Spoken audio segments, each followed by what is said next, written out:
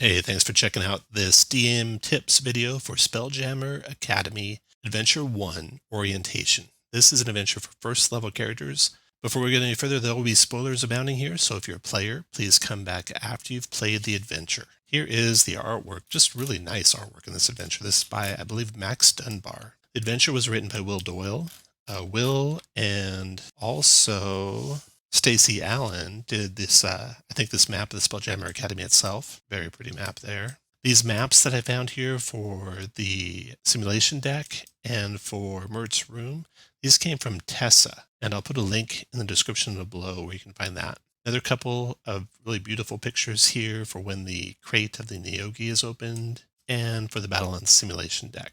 So this adventure could probably be run, I would say, in 2 hours. But if you have a little bit more time, I've got pacing for 4 hours. I'll put that in the description below. And you can just shrink it down or expand it as you like. So it begins right away with the party on the simulation deck. And there's a battle that takes place there. I zoomed in on this picture here, and from that made tokens for Reavers. I plan to use those tokens. I'll put them in Twitter, and I'll put these tokens here for the Neogi, which I made by taking the picture of the Neogi there.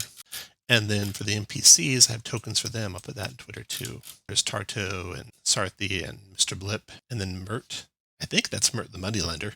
Let me know if I'm wrong in the description below. Certainly Mert from Waterdeep, who was dealing with the Lords of Waterdeep, so I think that's who that is. Okay, so the adventure starts on the simulation deck. And for music for this adventure, I would use, or I found there's a lot of good Spelljammer type music. And I like this one, Gravity, by Tabletop Audio. Let me play that for a second so you can hear what that one sounds like.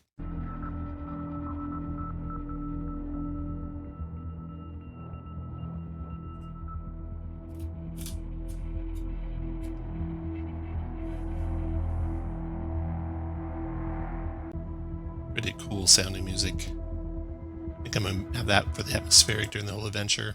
And then Orbital Prison Break. This is interesting. It might go a little bit too far in the technology because you can hear some stuff that sounds like machine guns, but you can certainly hear the reports of gunfire, and the Reavers have that going for them. So let's listen to that.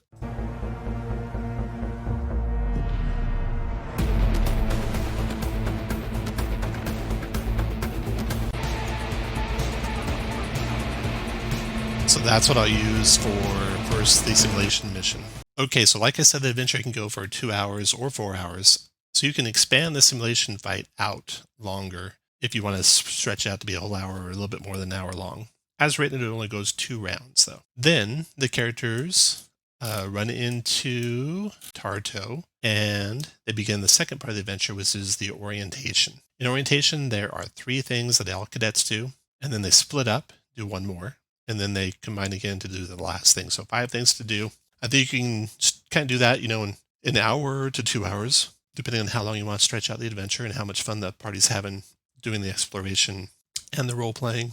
There's a receptionist that reminds me of the receptionist in Monsters, Inc., but as a thrycreen instead of, I think it was a squid, Monsters, Inc. And then there's Mr. Blip, who has to do with the weaponry. And there is Sarthi, who has to do with spelljammers. So the party can go through all those orientation tasks. And then the last part of the adventure is Intruder Alert. And that is where Tarto says, hey, I have this box. It's supposed to be delivered to Mert. I need you to go do that. And the party is warned that they can't go anywhere they want in Spelljammer Academy, that there'll be security checkpoints in operation. And if they fail to stop and challenge, they'll be disintegrated. The adventure follows through on that. So when the party is told they have to go to the bridge quarters and give the box to Mert, they're given a golden helmet to wear. Here is Mert's room. Got some writing on the map here. This is for the characters to see. They'll hear loud snoring as they approach the door. They'll see the door is slightly ajar. They see into the room. You can read the room description. If they go explore over here, they'll see this is a map of the Sword Coast. It's got giant and dragon figurines on it.